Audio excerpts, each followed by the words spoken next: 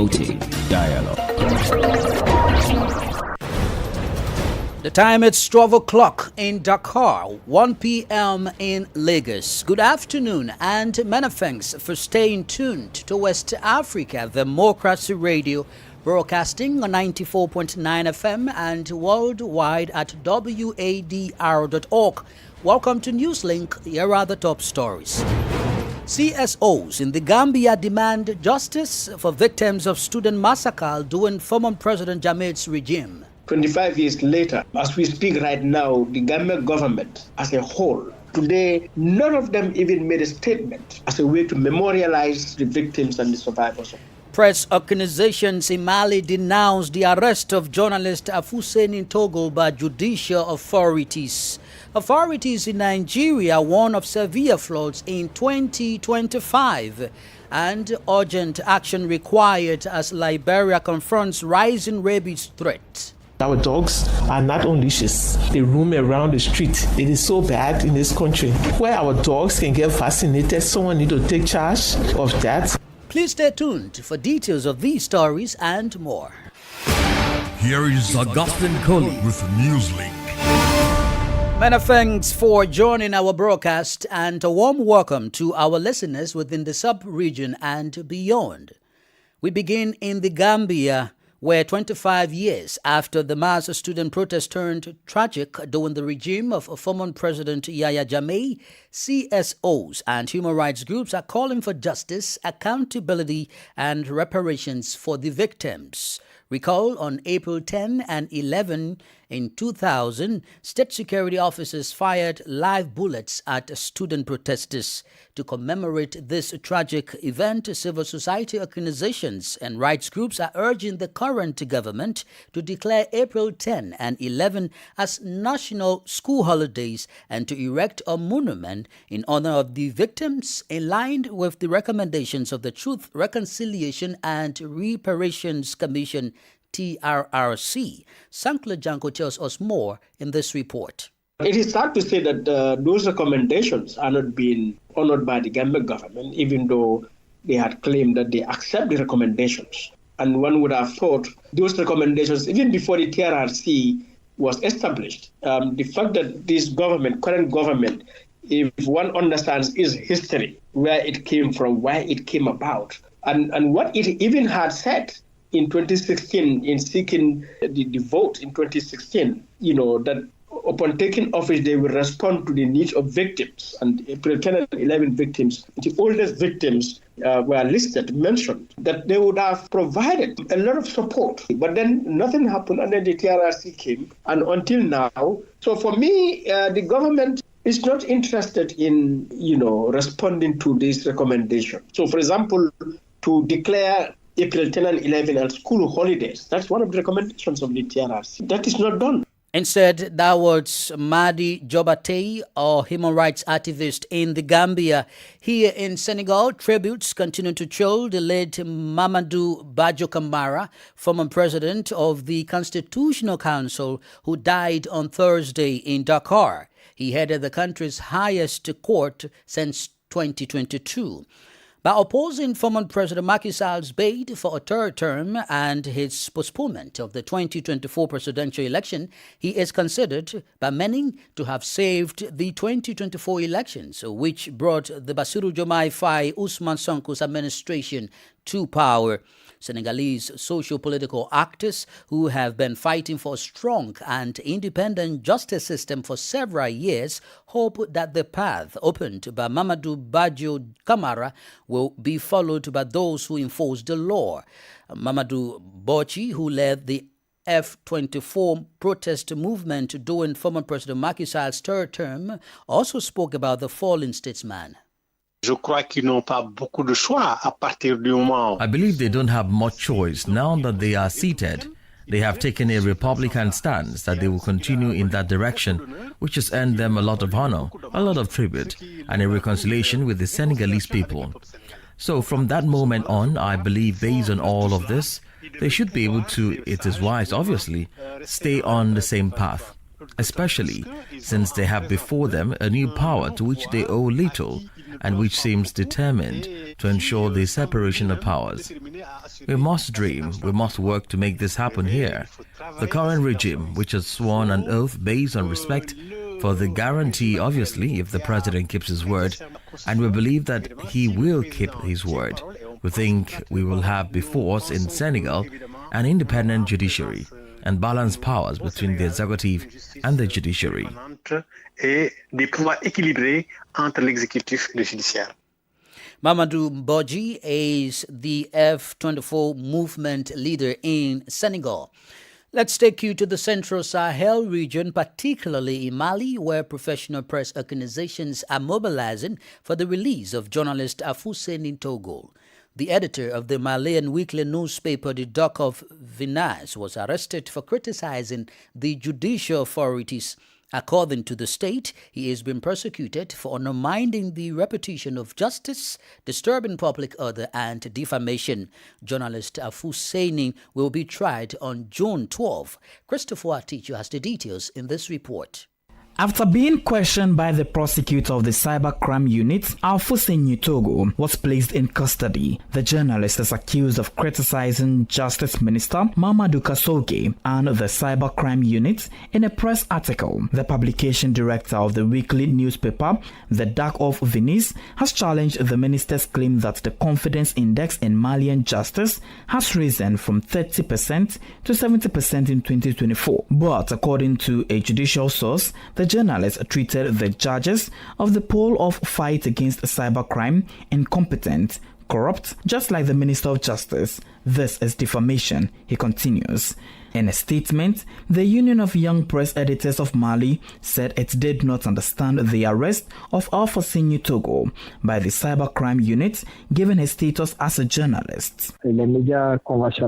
Conventional media, radio, newspaper, press and tweet, I believe they are governed by special law, and whatever is attributed to the journalist, he must still be judged based on this law that he has written in a paper journal. I don't know how it would be that we are going to condemn him with this cybercrime law. We're still looking at what needs to be done to obtain his release as soon as possible, even if it will be in the form of provisional freedom.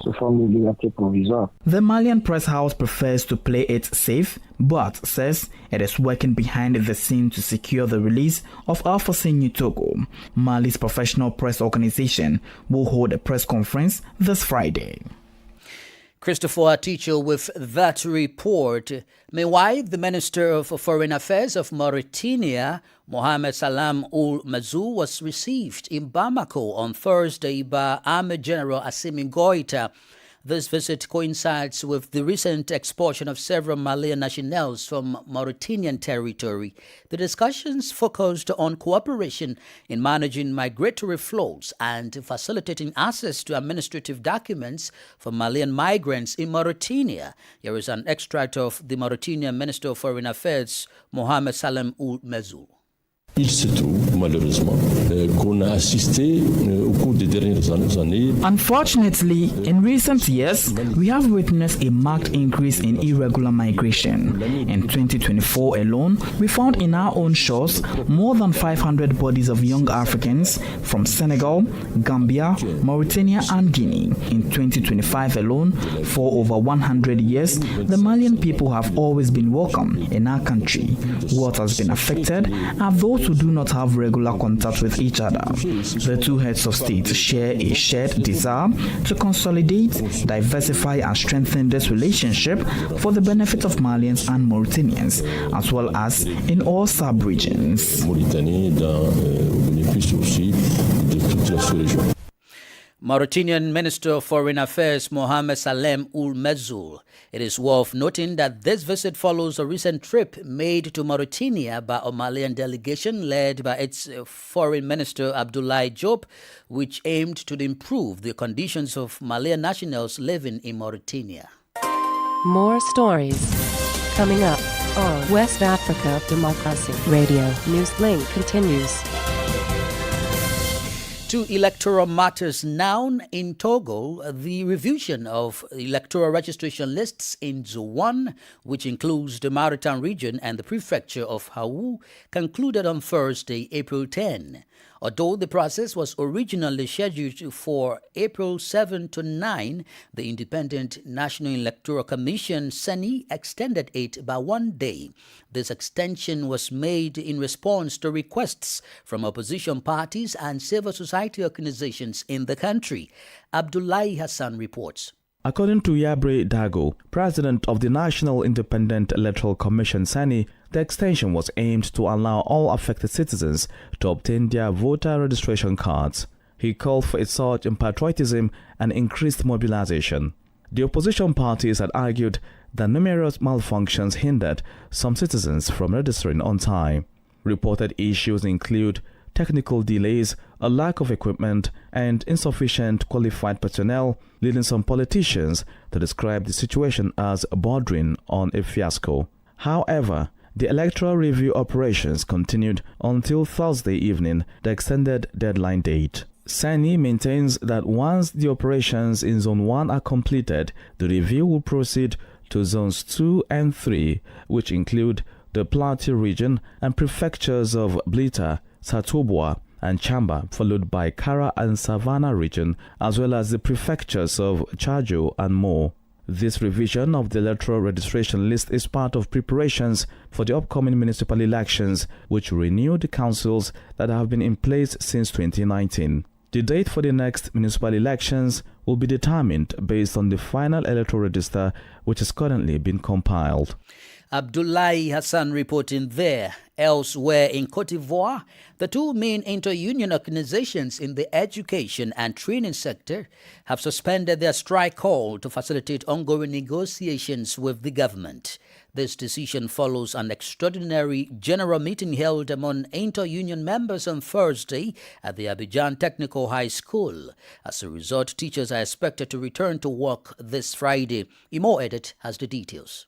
In the press release published after their meeting, the unionists said they were suspending their strike to allow for the effective implementation of the commitments made by the government. Union officials reaffirmed their desire to continue discussions in a calm atmosphere. They also demanded the immediate and unconditional release of their comrades who were arrested, imprisoned, or sentenced. They also called for the lifting of sanctions relating to strikes in previous years and the current one. Arnaud Boka, Secretary General of the Union for the Reevaluation of Secondary School Teachers, speaks.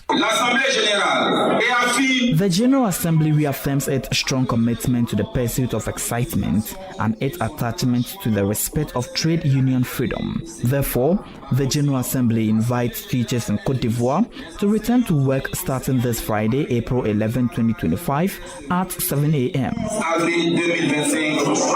While waiting for the effective resumption of classes, some teachers say they are satisfied with the suspension of the strike, a decision that will allow students to continue to enjoy their fundamental rights to education, says this teacher who wish to remain anonymous. It is a strong signal that the union entity of technical education and those of national education are sending to the government to give dialogue a chance to truly discuss the issues of bonuses, which is really crucial for teachers, and teachers earn bonuses to be able to live decently. With this latest decision, the secondary school teachers are expected to return to the classroom beginning this Friday.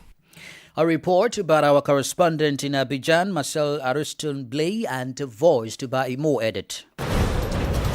You are listening to Newslink on West Africa Democracy Radio, broadcasting on 94.9 FM in Dakar and online at wadr.org.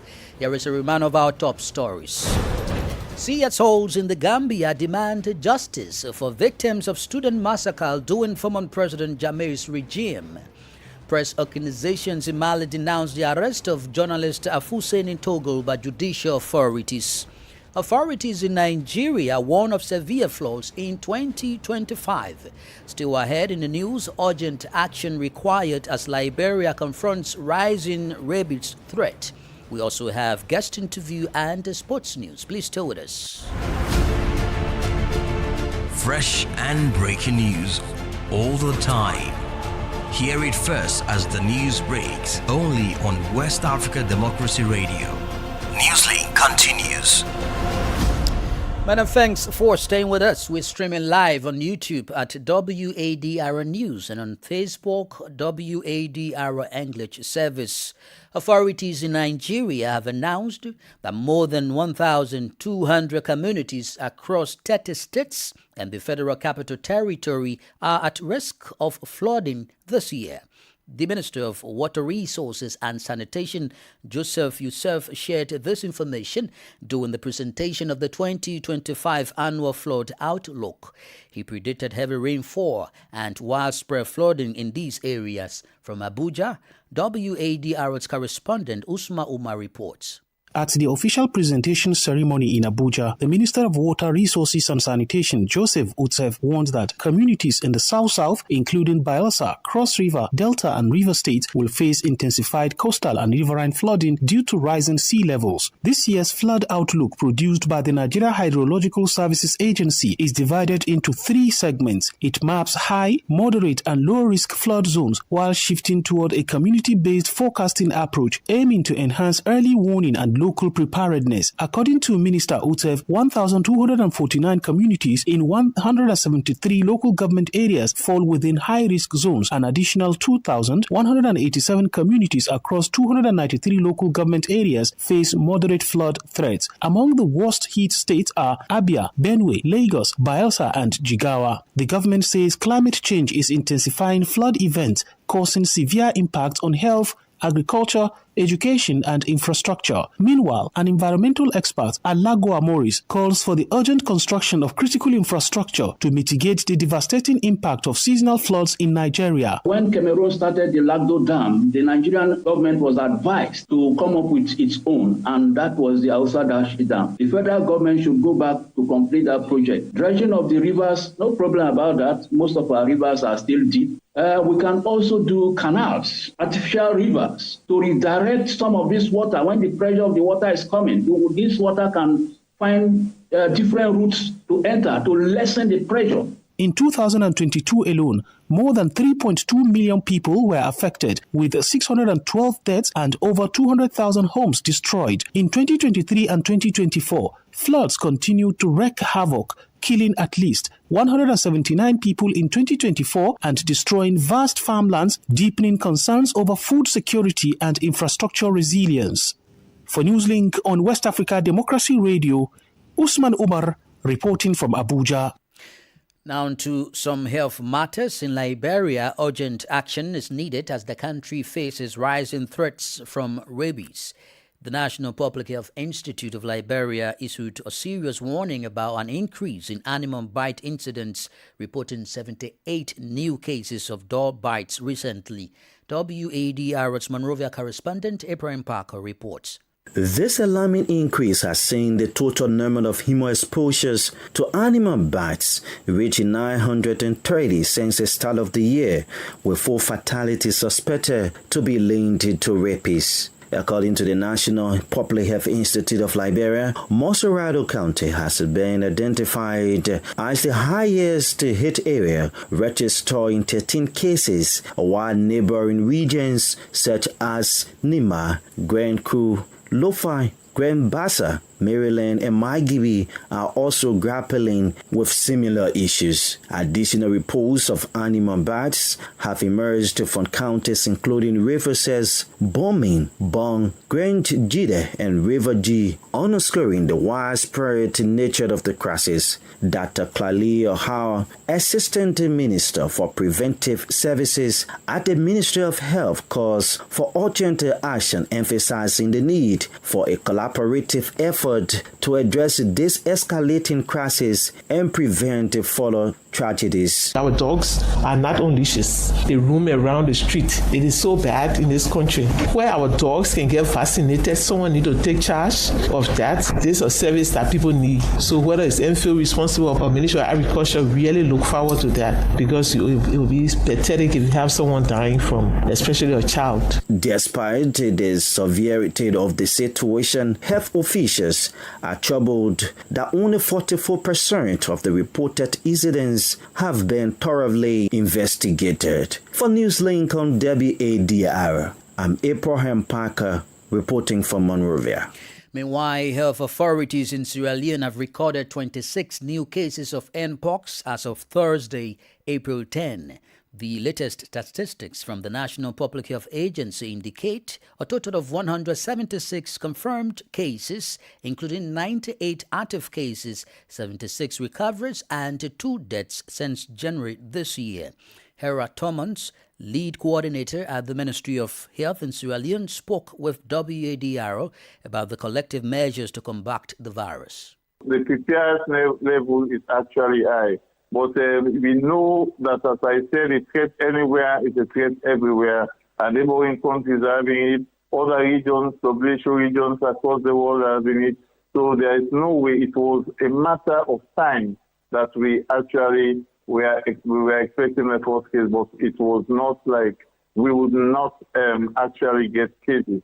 And the movement of people, you know, with the international health regulation, we talk about trade and travel. And diseases travel at the speed of a jetliner. So the people are traveling every day, and there is this risk. And you cannot stop people from traveling when they do not have any physical, visible signs of Mpox. You know, and even the test is when you start having, you know, the postures that they will, you know, do your testing.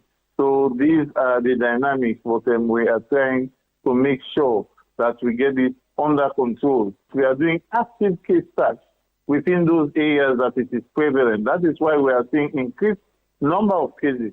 Those that have been established, we'll make sure that we find them out, their contact of contact, to make sure that we interrupt the transmission of the disease. Hera Tomans is the lead coordinator at the Ministry of Health in Sierra Leone. Politics, analysis on major news, social matters, and all. This is A Guest. In continuation of other discussions about the 25 years since the brutal killing of student protesters by state security in the Gambia, civil society organizations and families of the victims are urging the current government to declare April 10 and 11 as national school holidays. Our guest is Madi Jobate, a human rights activist. Yes, I consider it the darkest day in the history of the Gambia. And, you know, in a very serious way. First, because it was the day that the single day that the largest number of Gambians were massacred, killed by that authoritarian regime. But not just ordinary people, because these are children. And so when one understands the human nature, children, we say, are the leaders of tomorrow. However, the Truth and Reconciliation Reparation Commission, TRRC, also mentioned this issue of the student massacre in its recommendation. How have you observed efforts being made by both the Commission and that of the current government towards ensuring that this recommendation is achieved? The Commission did a wonderful job to discuss this issue. There were hearings on it. But it is sad to say that those recommendations are not being honored by the Gambian government, even though they had claimed that they accept the recommendations. And one would have thought those recommendations, even before the TRRC was established, the fact that this government, current government, if one understands its history, where it came from, why it came about, and what it even had said in 2016 in seeking the vote in 2016, you know, that upon taking office, they will respond to the needs of victims. And April 10 and 11 victims, the oldest victims were listed, mentioned, that they would have provided a lot of support. But then nothing happened, and then the TRRC came, and until now. So for me, the government is not interested in, you know, responding to this recommendation. So, for example, to declare April 10 and 11 as school holidays. That's one of the recommendations of the TRRC. That is not done. What impact this tragic event is having on parents of the victims, including survivors of the incident, as well as the memory it brings to the students' community in the Gambia? The impact is, it cannot quantify it and even really describe it. And one of the victims who testified at the Truth Commission said it was after his testimony that somebody in his neighborhood that came to cry with him that he never knew, after all, on the whole, that this is the experience of this boy, that he saw this man now on with crutches. And but also I raised the issue there. That boy, who is a man now, when you look at his classmates who were not injured or killed, some of them have become CEOs, some of them have become top government officials, some of them have become big business people. And now you have this survivor in crutches or in a wheelchair or in some disability, in some mental situation, simply because of what happened 25 years ago. Madi Jobate is a human rights activist there in the Gambia. Well, the biggest news in the world of sports today, it's the news of Egyptian star Mohamed Salah signing a new contract at Liverpool. At the moment, Liverpool is topping the English Premier League and the favorite to win this season. But Burkina Faso here in Africa is one step closer to the CAF Under-17 Africa Cup of Nations final. As a result, just during this week, there were reports of the UEFA Champions League where you have some favorite teams reaching this semi-finals. We will bring you details of these during our subsequent newscast. With that, we've come to the end of this edition of Newslink on West Africa, the Democracy Radio broadcasting from Dakar, Senegal. Thank you for listening, and many thanks to Mustafa Sek and Umun Danyogo for the technical support. Do interact with us via our social media platforms, X, Instagram at WADR English, and on Facebook, WADR English Service. I am Augustine Cully. Good afternoon. And many thanks to you for listening to Newslink via Hot 104.3 FM, New Me FM 94.0, Hilltop Radio 104.7 FM, and Veritas Radio 102.9 in Banjul, the Gambia. We also appreciate our listeners in Liberia via Alternative Youth Radio 98.9 FM, Lofa County, Radio Kagama 94.5 FM, Niba County, DCN Radio 91.3 FM, Riverside County, Wakat FM Radio, Banga, Liberia, Radio Gulf FM 91.3 Sierra Leone. For you listening via Radio Pad 95.1 Damango, Savannah region, and on Royals FM 104.7 Wenchi, Ghana, we say a big thank you. Remember, West Africa Democracy Radio is all about you, your views, and your